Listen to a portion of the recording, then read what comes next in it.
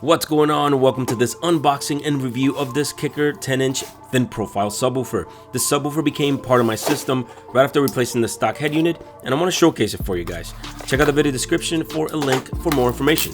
The box it comes in is not much larger than the subwoofer itself. Inside the box, aside from the sub, you will find some mounting hardware taped behind the packing cardboard, which may or may not be enough to secure it based on your own application.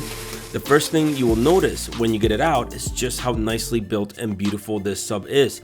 I like the square design of the cone, and the red accents add a nice touch. On the left side, you will find the terminals for wires coming from the amplifier. You can look at the subwoofer very closely and not find a single flaw. I really wish it wasn't going to be installed in the trunk. Here you can see it next to the sub that it's replacing, the Rockford Fosgate R2S. Nothing wrong with it, I just wanted something that hit harder, but there's no denying that the KICKER one looks better. The KICKER enclosure is about 27 pounds and it is sealed, which means the base will be tighter and hit more controllably versus ported enclosures, which is exactly what I like. But enough about the looks, the important thing is how it performs. This KICKER sub is a 2 ohm sub that can handle 500 watts RMS.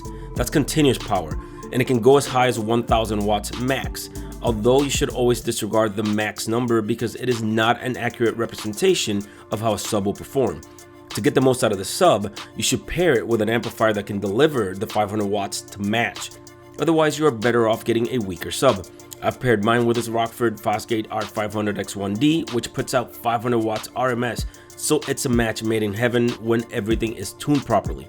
Check out my gain setting video for more information on that, which I'll link up above and in the video description. But on a small car like the WRX or STI, that is enough to have you chasing rattles for a week, all in a pretty small package.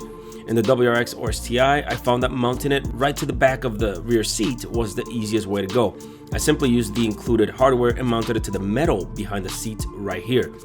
With a little bit of measuring, you can work it so that it ends up sitting right on top of the floor of the trunk. I'm extremely happy with the subwoofer. The right songs will vibrate your entire body even when the car is at speed, and it does this without sacrificing much trunk space.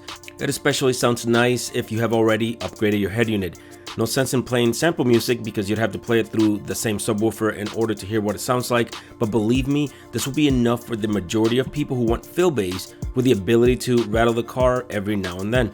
Thanks so much for watching. Let me know what you think below, and if you appreciate the video, I would appreciate a like and consider subscribing if you haven't already. See you next video. Take care.